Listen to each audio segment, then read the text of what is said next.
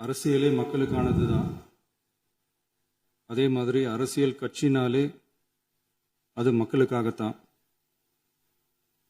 அது எல்லா அரசியல் கட்சிகளுக்கும் பொருந்தும்.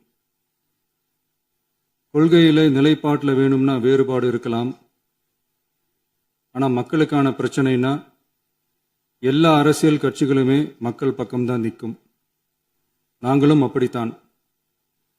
மனசாட்சி உள்ள மக்களாட்சியாகவே இருக்கவே எங்கள் ஒரே விருப்பம். நமது விவசாயிகளுக்காகவும் நமது மக்களுக்காகவும் நின்றே ஆக வேண்டியது நம் கடமை, நம் உரிமை. எல்லாத்தையும் தாண்டி அதுதான் நம்ம உயிரான உணர்வு. நீராதாரம் தான் நம்மோட மிக முக்கியமான அடிப்படையான வாழ்வாதாரத்தில் ஒன்று.